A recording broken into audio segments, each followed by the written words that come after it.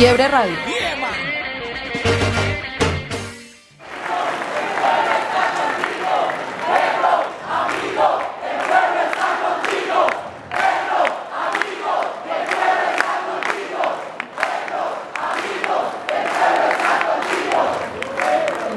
Gracias. Esta es prácticamente mi primera experiencia después de años de gobernar la ciudad de Bogotá, que me encuentro por fuera de la ciudad y dialogando con nuestra ciudadanía, nuestras juventudes colombianas de todos los rincones del país. Quiero, y además con expresidentes tan ilustres, tan queridos, compañeros expresidentes de luchas antiguas y nuevas de la América Latina, de la Claxo, su intelectualidad, su pensar y repensar y volver a pensar sobre las opciones que tiene la humanidad y la transformación misma de la sociedad.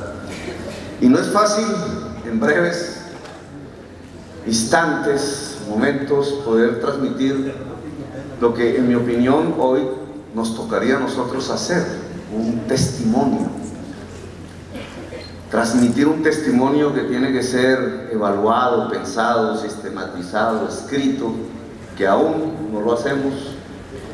El testimonio de la Bogotá humana, una experiencia de gobierno popular, profundamente democrático, pluralista, una vivencia alternativa.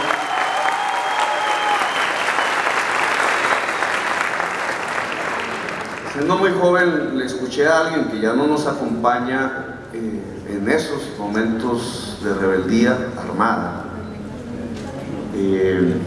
que ya era el momento de las resistencias, de las oposiciones legales e ilegales, armadas y no armadas, de pasar a ser gobierno.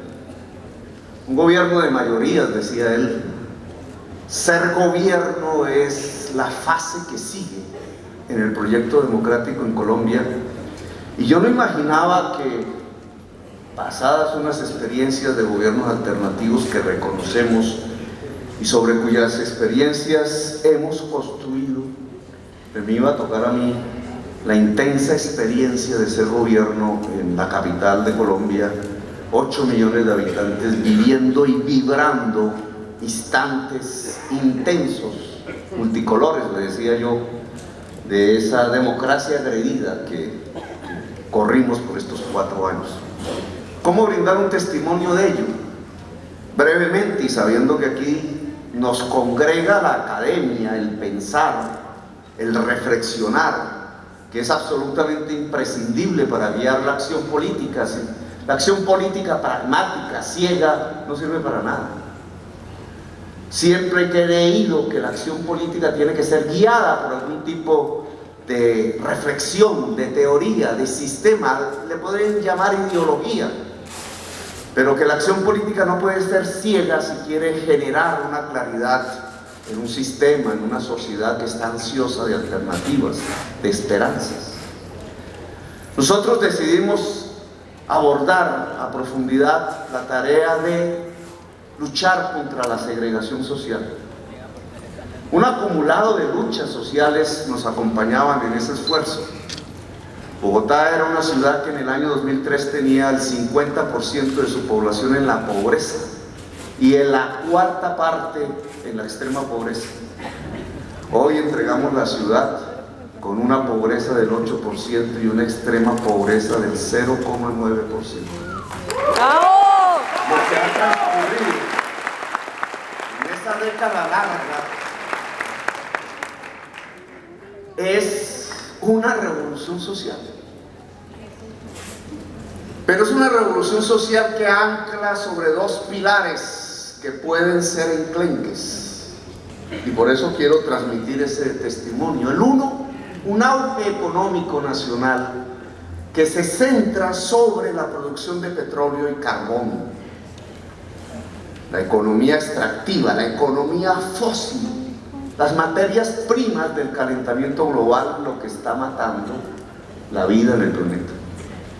Y el otro pilar un aparato de distribución de esa riqueza que la izquierda, en sus diversas modalidades, pudo construir en la ciudad de Bogotá y generó entonces, al irrigar la riqueza de la economía, las condiciones para superar pobreza y pobreza extrema. Lo hemos logrado, pero tenemos que mirar hacia adelante. Es una superación de la pobreza sobre la base de una economía que literalmente está matando la vida en el planeta. Cuando nos atrevimos en el tercer gobierno de la izquierda, la de la Bogotá humana, a plantear como política pública, incluso electoral, el que la ciudad tenía que adaptarse al cambio climático y mitigar el cambio climático, no sabíamos la lucha y la confrontación en la que nos íbamos a meter. No fue por superar la segregación social, fue por intentar adaptar la ciudad al cambio climático que el establecimiento se nos vino encima. Los grandes intereses económicos, los poderes, los medios de comunicación de los tres hombres más ricos de Colombia, todos los días atacando y deslegitimando y deteriorando o tratando de deteriorar las imágenes del gobierno y sus políticas. Y yo pienso que esa experiencia, ese testimonio, bien vale la pena ponerlo hoy sobre el papel, sobre los escritorios y sobre los análisis. Porque al final lo que encontramos es que no es posible la justicia social sin la justicia ambiental.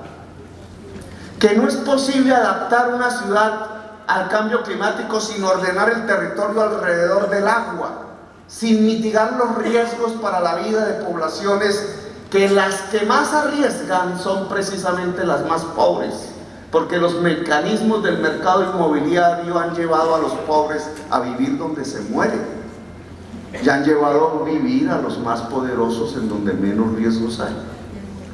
Que el mecanismo del mercado ha propiciado las condiciones mismas para que la especie humana pueda perecer. Cuando nos planteamos estos dilemas, cómo ordenar el territorio, cómo reubicar las poblaciones, cómo cambiar esa sociedad de estratos sociales que como castas se diferencian en el territorio, en la economía, ciudades con fronteras invisibles en donde el que más tiene no mira al que menos tiene y el que menos tiene no mira al que menos y menos tiene. Como el planteamiento que nos obliga a cambiar la manera de comportarnos, la cultura, el uso de la bicicleta, la electrificación del transporte, la manera de construir los edificios, la manera de comportarnos como seres humanos para vivir en el planeta Tierra, nos iba enfrentando a unas relaciones de poder específicas que confrontaron la Bogotá. Tratar de vivir en el territorio en tiempos de cambio climático implica cambiar las relaciones de poder. El reciclaje, subirse a una bicicleta, electrificar el transporte en las condiciones de Bogotá, una tras otra era una lucha social y política. Y por eso no se puede superar la segregación social hoy con firmeza, con solidez, si no somos capaces también de reconstruir nuestras relaciones de equilibrio con la naturaleza. La justicia social va de la mano de la justicia ambiental, concepto nuevo que hay que recrear en el pensamiento jurídico colombiano. Los derechos humanos, que son propios como garantía de derechos humanos de la justicia social, tienen que ir de la mano del reconocimiento de los derechos de la naturaleza. Derechos de la naturaleza conferidos per se en la naturaleza misma, que al lado de los derechos humanos nos permiten precisamente esa articulación de justicia social y justicia ambiental. La seguridad vital, y quiero subrayar este concepto porque aquí nació el concepto de la seguridad mal llamada democrática. El concepto de la mal llamada seguridad democrática se medía en número de muertos.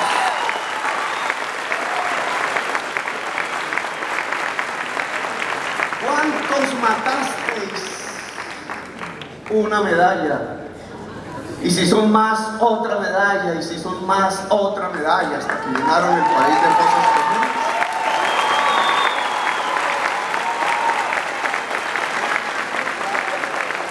Es la seguridad no de la sociedad, no de la democracia, es la seguridad de la muerte. Lo que encontramos en Bogotá es que al conferirle derechos a la naturaleza y al articular una lucha por la justicia social y la justicia ambiental al mismo tiempo, lo que descubrimos fue un concepto de seguridad completamente diferente, el de la seguridad vital, el de la seguridad de la vida, que a diferencia del anterior no se mide en número de muertos, sino se mide en número de vidas salvadas. La seguridad vital es cómo sobrevivimos nosotros, nuestros hijos y nuestros nietos en el pedazo de territorio en el cual por azar o por historia nos tocó vivir. Y esa es una convocatoria que como alcalde al final de mi mandato quiero hacerles a todas y todos ustedes. La lucha por adaptarnos al cambio climático y por mitigarnos hoy es la principal lucha de la humanidad. Y acumula las luchas sociales del pasado, acumula los esfuerzos de las antiguas ciudadanías y de las nuevas ciudadanías. La experiencia de Bogotá Humana es esa. Quizás fracasamos en muchos temas, quizás ahora vienen reversas, como todo en la historia de la humanidad, pero creo que ese testimonio y ese mensaje tiene que ser repartido y entregado a todos los rincones de Colombia. Que quizás, alcalde Aníbal, de la Bogotá humana tenemos que pasar a la Colombia humana.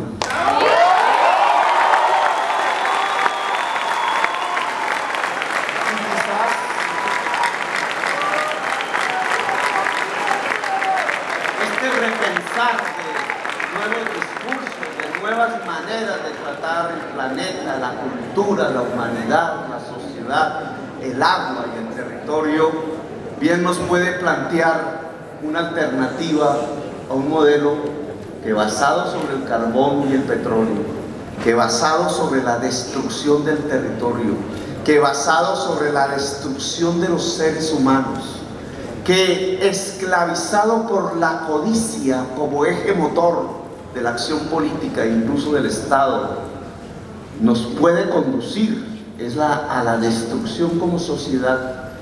De esa experiencia, de ese testimonio, de esos años que hemos vivido con éxito, sacando gente de la pobreza, sacando juventudes de la exclusión, permitiendo que en sus muros brille la libertad, permitiendo que la diversidad, la mayor riqueza del pueblo colombiano pueda florecer, permitiendo que en esa ciudad de cemento gris, en su cielo gris, en sus pavimentos floreciera el arte multicolor, la democracia multicolor, y que las multitudes, que son la expresión en la cultura y en la sociedad de lo multicolor, pudieran llenar las plazas una y otra y otra y otra vez, en una égida democrática que asustó obviamente a quienes se asustan con los pueblos y con las multitudes, que esa manera de ser, de gobernar, de un comportamiento que llegó a ser de millones de jóvenes, de trabajadores y de sectores populares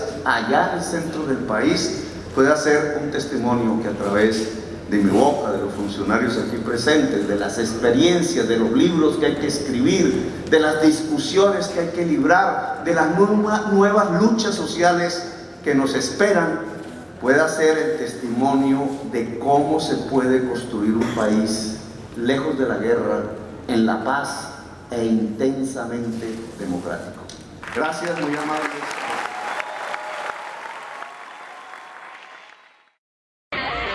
Quiebre Radio.